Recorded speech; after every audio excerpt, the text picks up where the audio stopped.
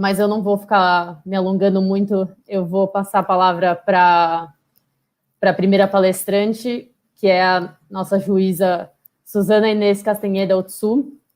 Ela vai falar sobre o direito das mulheres a uma vida livre de violência da perspectiva do Perú. Entonces, jueza, por favor, cuando quieras, puede empezar. Bien, muchísimas gracias a todos ustedes. Buenas tardes a todos y todas. En primer lugar, mi agradecimiento muy especial a la distinguida ministra del Superior Tribunal Militar, María Elizabeth Rocha. Es una experiencia distinta para nosotros los peruanos, que en Brasil se cuenta con un tribunal militar que también se integra por mujeres, que no es nuestro caso. A la expositora psicóloga Mariana, también se le va a saludar en este momento y continuamos con la expositora que se encuentra en la ciudad de Macao y que no estará con nosotros toda vez que esta persona, como nos han dicho, dejará su conferencia grabada. Bien, entonces, en primer lugar, yo quiero decirles que la exposición que voy a tener es en mi calidad de jueza, ¿no? Y por eso el abordaje quizás tenga una perspectiva jurídica, pero que me parece muy interesante el modo en que aquí se ha tomado el tema bajo un concepto, como tiene que ser, interdisciplinario de un combate contra la violencia de las mujeres. El punto de partida en el caso peruano lo tenemos en el artículo 2, numeral 2 de nuestra Constitución Política, que establece el principio de derecho de igualdad y la prohibición de discriminación. Es decir, tenemos un mandato fundamental que nos obliga, bajo el mandato constitucional, a seguir esas disposiciones de la Constitución y también de los tratados internacionales de derechos humanos,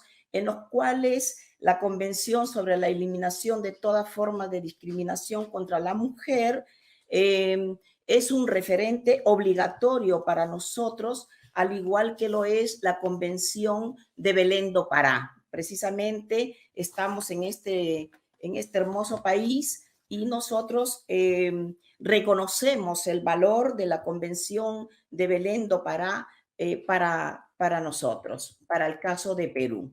Bien, además de esos dos grandes convenios, las decisiones del Comité de la CEDAW, de la Convención de la Eliminación para toda la forma de discriminación contra la mujer, y las recomendaciones de la Comisión Interamericana de Derechos Humanos se convierten para nosotros los jueces en referentes obligatorios. Y cómo no reconocer que la Convención de Belén de Pará nos ha dado la posibilidad de reconocer en el ámbito interno al derecho de toda mujer a una vida libre de violencia, tanto en el ámbito público como en el privado, que es donde se cometen una gran cantidad de agresiones contra la mujer. Bien, el sistema de peticiones individuales de la Corte Interamericana de Derechos Humanos nos permite contar con sus sentencias que vinculan a todos nosotros los que somos jueces y juezas del Perú y también a los funcionarios públicos.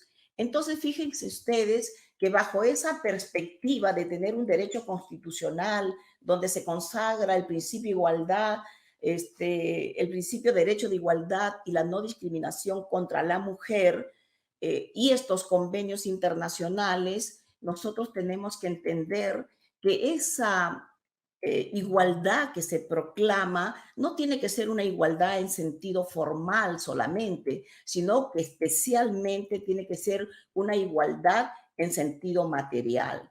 Y en ese sentido, la Recomendación General número 25 establece un enfoque jurídico o programático puramente formal, dice no es suficiente para lograr la igualdad de facto con el hombre, sino que se necesita que la mujer tenga las mismas oportunidades desde un primer momento y que disponga de un entorno que le permita conseguir la igualdad de resultados.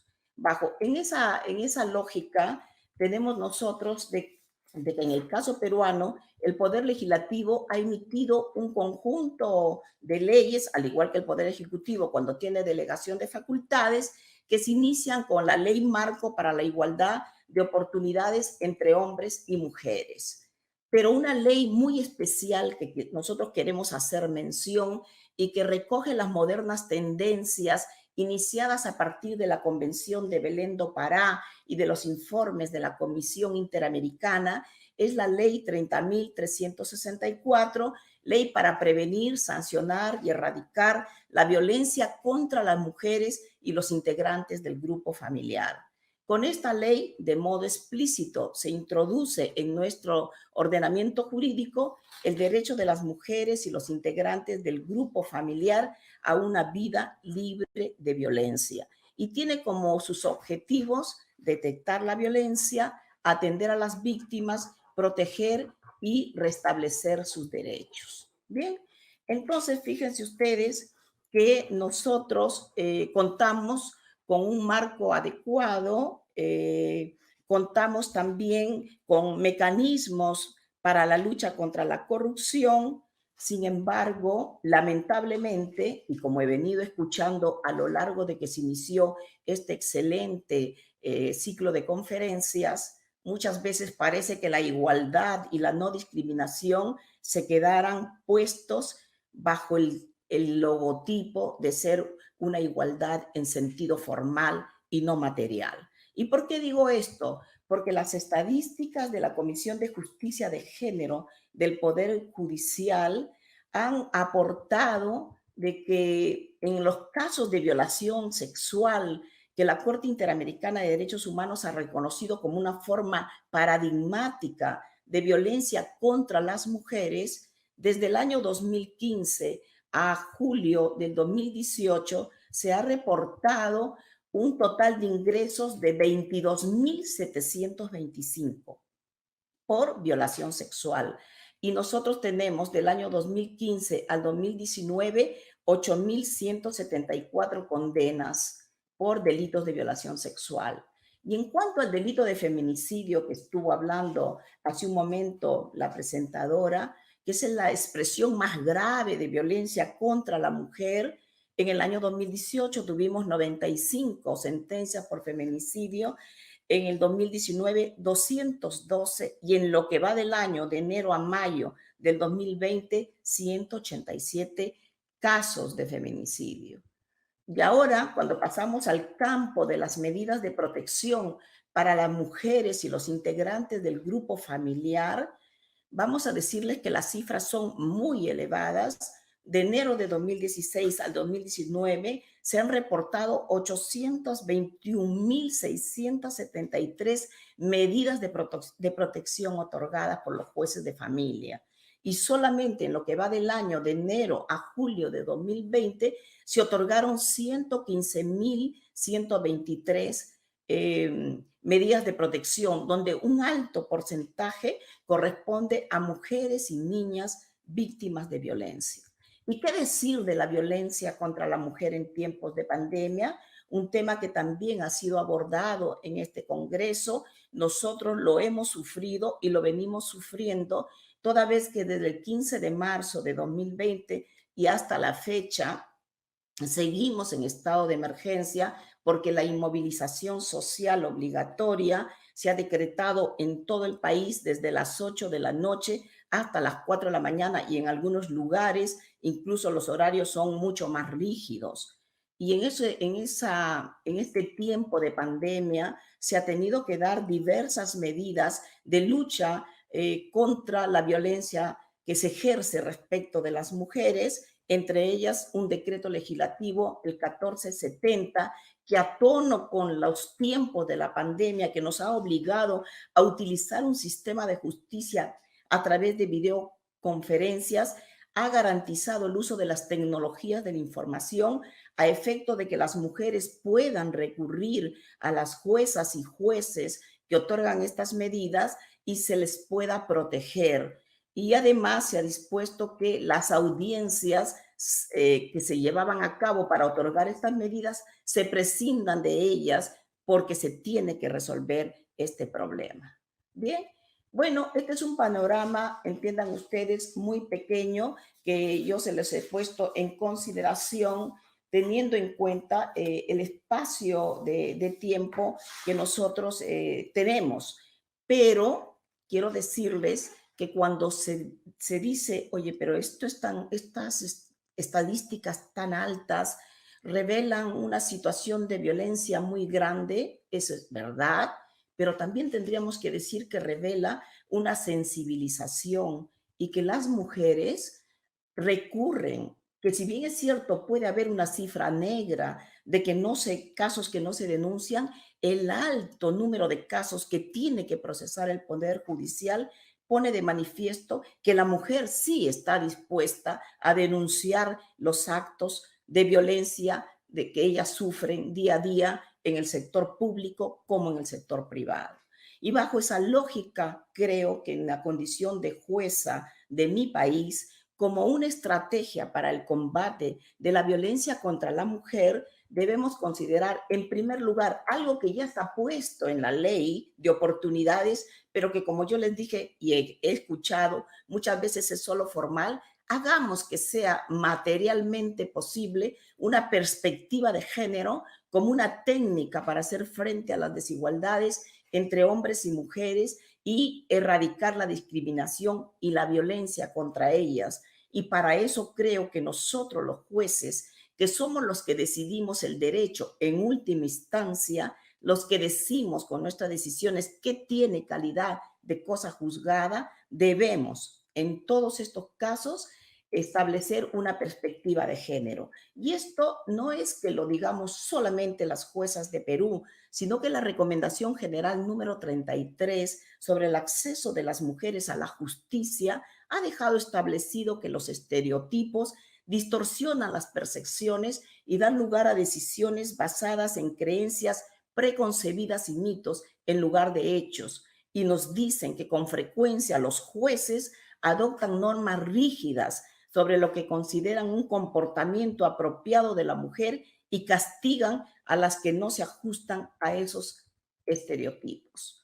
Entonces, miren, bajo esa lógica, nosotros en el Poder Judicial se ha instaurado la Comisión de Justicia de Género del Poder Judicial que preside la distinguida jueza suprema Elvia Barrios Alvarado. Y bajo esa concepción de tener este comité, por ejemplo, se ha dado un lineamiento para la incorporación del enfoque de género en la gestión de los recursos humanos del Poder Judicial.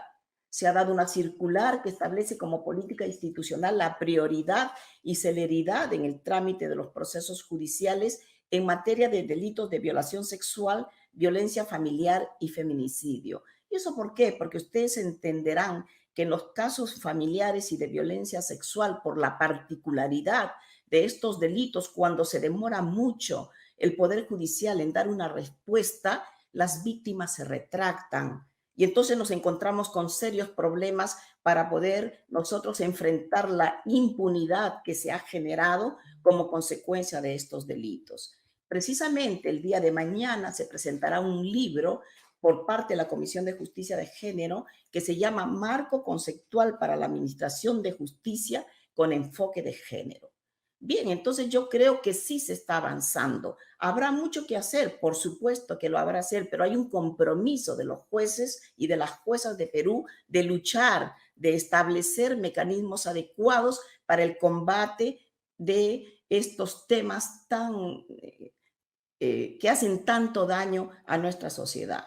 Otra estrategia va a ser la capacitación especializada de todos los jueces con enfoque de género, porque no solamente el área penal y el área de familia lo necesita también el derecho administrativo, el derecho civil, donde se ven temas de familia, especialmente relacionados con herencias, etcétera, o el derecho laboral, que es tan importante en relación a nosotros. La calidad de los sistemas de justicia se denota en un país en las decisiones que tengan en cuenta el género. Eso es muy importante y sobre todo teniendo en consideración que en el caso de América del Sur se presentan muchos temas de discriminación interseccional es decir, cuando se confluyen factores de raza, origen étnico, religión o creencias que atacan mucho más a sectores que son altamente vulnerables. En esos casos, nosotros debemos tener en consideración esa situación particular de los grupos vulnerables. Una estrategia que me parece muy positiva es que en el año 2018 se creó un sistema especializado de justicia para la protección y sanción de violencia contra la mujer y los integrantes del grupo familiar que se encuentra en su implementación progresiva. Decirles que los sistemas especializados en Perú han dado resultados y de ello da cuenta el sistema especializado en delitos de corrupción de funcionarios que ha permitido llevar a proceso y establecer sentencias de personas que en otros países no se logra, presidentes de la República, ministros, altos cargos de la nación. Entonces, un sistema especializado para el área de la violencia contra la mujer, a mí personalmente me parece que es muy positivo, más aún si no solamente van a conocer de medidas de protección, sino también los procesos penales por delitos de feminicidio, lesiones, violación sexual y actos contra el contra el pudor de los menores, porque esto permitirá hacer un seguimiento de la gran cantidad de medidas de protección que se vienen dando y sobre todo que se evalúe su efectividad. Este sistema especializado va a estar integrado por todos los órganos que tienen que ver con los temas de violencia contra la mujer. Otra estrategia de combate desde la perspectiva judicial me parece que debe ser el cumplimiento efectivo de los derechos de las mujeres víctimas de delitos en los procesos penales y una reparación integral producto de la violencia sufrida por el agresor. Las víctimas indirectas deben ser incluidas porque son también, por ejemplo, los menores descendientes que deben de tener una protección específica. Y en este punto, que no forma parte del tema judicial, quiero decirles que se ha dado un decreto de urgencia, el 05-2020, que establece una asistencia económica para contribuir a la protección social y el desarrollo integral de las víctimas indirectas del delito de feminicidio. ¿Bien? Entonces, seguimos dando otras estrategias. Entiendo yo que el rol de la Corte Suprema es fundamental. Y en esa línea de política jurisdiccional, la Corte Suprema ha emitido una gran cantidad de acuerdos plenarios, ¿no?, que permiten a nosotros, los jueces, tener líneas claras de interpretación. Los acuerdos plenarios que viene dictando la Corte Suprema tienen un enfoque de género. Y solamente por mencionar un ejemplo, tenemos el Acuerdo Plenario 1-2011, CJ 116, sobre apreciación de la prueba en los delitos contra la libertad sexual.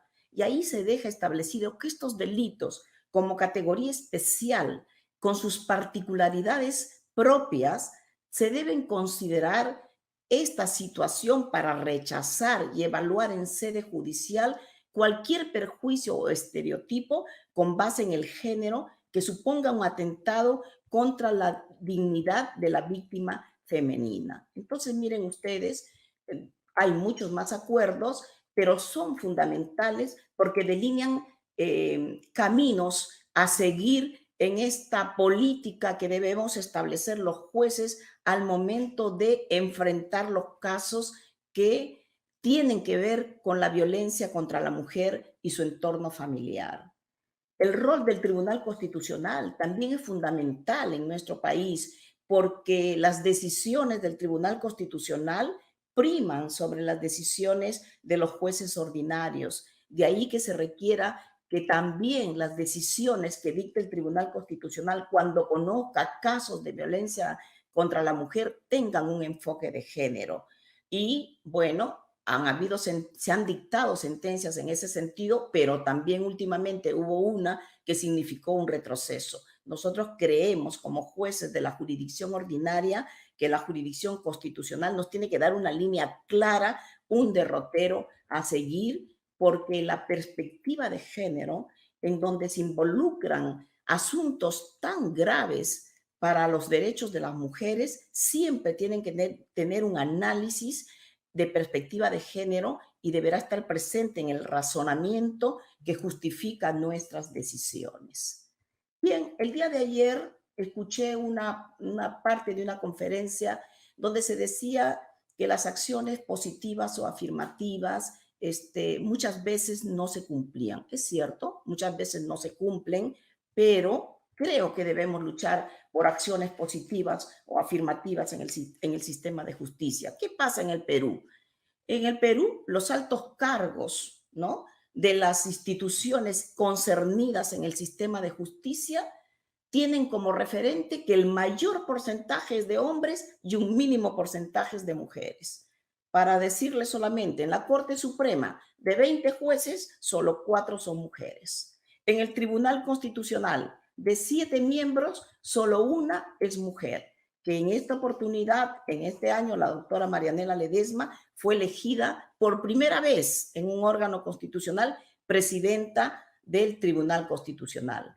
En el Ministerio Público, de 6 fiscales supremos, una es mujer, en la actualidad fiscal de la Nación. Entonces, debemos nosotros seguir avanzando para que estas acciones afirmativas que la CEDAW lo ha establecido como una política para lograr la igualdad de las mujeres con los hombres, se haga una realidad. ¿Tenemos un avance parcial? Creo que sí. La integración de la Junta Nacional de Justicia, que es el órgano que en Perú se encarga de elegir a los jueces, de determinar su permanencia a través de las ratificaciones o de los procesos disciplinarios, está compuesto por 7 miembros, de los cuales 3 son mujeres.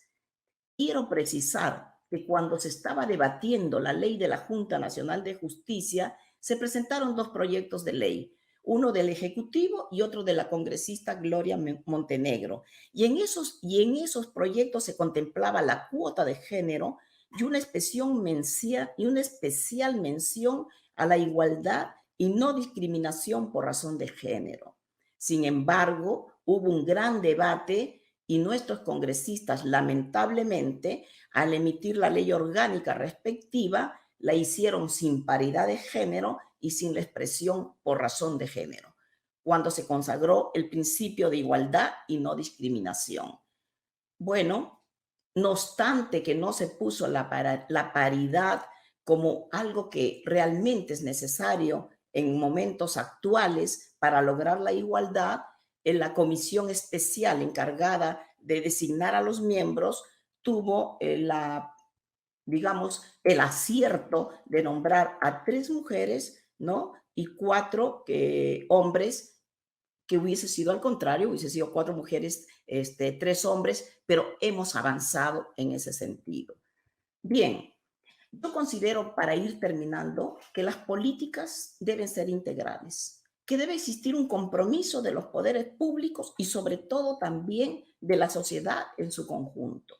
Yo sé que la educación es lo fundamental. Los currículos escolares deben tener temas referidos a la igualdad y a la no discriminación y el respeto de los derechos de las mujeres, y que los educadores, así como queremos que los jueces sean formados en la materia, ¿no?, de violencia, de no atentar contra los derechos de las mujeres, también sean formados de esa manera los educadores. Y creo también, porque la educación es fundamental en estos temas, pero creo también que la violencia es un problema de salud pública y debe ser una prioridad en las agendas del Estado. Y cuando hablamos de una prioridad, nosotros podríamos decir, pero ¿cómo abordar este problema si existen estados como el nuestro en que el porcentaje del presupuesto público para la salud siempre ha sido diminuto? Y esto ha determinado la precariedad de los sistemas de salud y que se han puesto en evidencia con motivo de la pandemia del COVID. Yo creo que nunca hubo voluntad política de volver la mirada hacia atrás, hacia los derechos económicos, sociales y culturales, que al igual que los derechos civiles y políticos constituyen una exigencia en un Estado constitucional. Por eso creo que es muy positivo que en el proyecto de presupuesto para el año 2021 que se ha presentado por el Poder Ejecutivo se haya incrementado en un 13.2% el destinado a sector salud, llegando por primera vez a la cifra de 20.940 millones de soles. Esa misma política debe hacerse para el sector educación. Sé que vamos a tener casos de mucha pobreza con motivo de la pandemia, pero sé también y abrigo la esperanza de que si nosotros los jueces y el sistema de impartición de justicia, ante casos de víctimas que sí acuden a nosotros, porque eso demuestra que tienen confianza en el sistema. Ayer escuché a la compañera de Bolivia y me dio,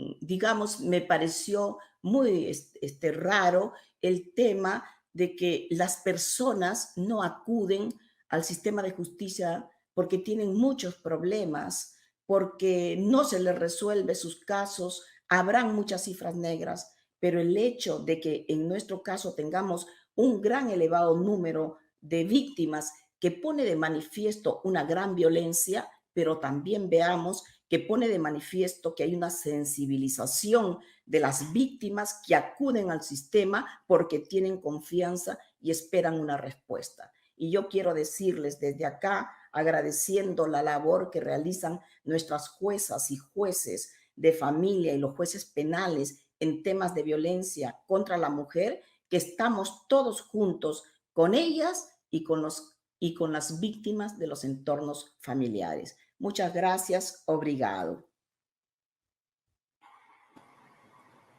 Muchas gracias, Susana, doctora Susana, por su brillante exposición. Creo que invertir en salud y educación con certeza son medidas que disminuyen la ocurrencia de violencia y ayudan en la igualdad de género y de las mujeres. Estoy muy contenta que en Perú esto está siendo tan discutido y ya aplicado en alguna medida. Eu vou aproveitar para fazer a apresentação. Infelizmente, só poderemos fazer uma pergunta para cada uma, por conta do tempo, mas vamos iniciar com a pergunta para a Susana. Eu vou fazer a pergunta em espanhol e depois em português para quem está assistindo compreender também. Susana, ¿es necesario que se establezca un sistema especializado en el Perú sobre los procesos de violencia contra la mujer? ¿Cómo trabajar el tema de la educación para que cese la violencia en el Perú contra la mujer? A pergunta da Gina é perguntando se é necessário estabelecer um sistema especializado no Peru sobre os processos de violência contra a mulher e como trabalhar o tema da educação para resolver esse problema. Bien, muchas gracias por la pregunta. Manifesté durante la exposición que considero que la creación de un sistema especializado en temas de violencia contra la mujer y el grupo familiar era una acción muy positiva porque va a permitir contar con jueces especializados en violencia de género, con fiscales, policías, defensores públicos, es decir, que todo el sistema de justicia se pone a disposición de las víctimas de la violencia contra la mujer y del grupo intrafamiliar. Ya les dije también que en Perú tenemos un sistema especializado en lucha contra la corrupción de funcionarios y ha dado excelentes resultados. Y yo tengo la plena seguridad de que este sistema especializado que ahora está en progresiva implementación en Perú va también a dar muy buenos resultados. ¿Era necesario? Yo creo que era necesario, porque las estadísticas que presenta la Comisión del Poder Judicial vinculada a los temas de violencia de género ha puesto de manifiesto la necesidad de que exista un sistema especializado, porque no es lo mismo un juez que está viendo a diario temas relacionados con familia o con temas penales que un juez formado en violencia de género que pueda darle una óptica diferente al abordaje del tema. Además, hay que tener en consideración que el Ministerio de Justicia y la Fiscalía cuentan con equipos, por ejemplo, la Fiscalía cuenta con el sistema médico legal y con equipos de psicólogos. Entonces, formados bajo esa perspectiva, como lo dice Mariana, será diferente. Va a haber un abordaje totalmente distinto al que ha habido, no obstante que les digo que la labor que se desarrolla por parte de los jueces de familia y los jueces penales en temas vinculados a la mujer es muy importante hasta la fecha. Ahora, yo de acuerdo, creo que esa es una estrategia de combate y en otros países lo están haciendo. Por ejemplo, en España hay un sistema especializado en violencia de género. En Perú ahora lo va a haber. Y también estimo que la segunda parte de la pregunta, que cómo abordar el tema de la educación, estimo que es necesario, ¿no?, que en los currículums se tenga que explicar el tema de los derechos de las personas y además enfatizar los temas del principio de igualdad y de no discriminación, que se les enseñe a los niños y niñas que todos tenemos iguales derechos y que llegado el momento de ser ciudadanos debemos respetar la integridad de todas las personas, en especial también de las mujeres. Y no solamente para los currículos, para los niños y para los estudiantes, sino también para el que educa. Porque lógico, si el profesor no está formado en estas áreas, ¿cómo va a poder llegar hacia sus alumnos? Yo agradezco mucho la pregunta que me han formulado, porque eso ha permitido aclarar un poco el tema de este sistema especializado que ya se viene implementando en el Perú y que esperemos que sea a lo largo de todo el país. Muchas gracias. Muchas gracias, Susana.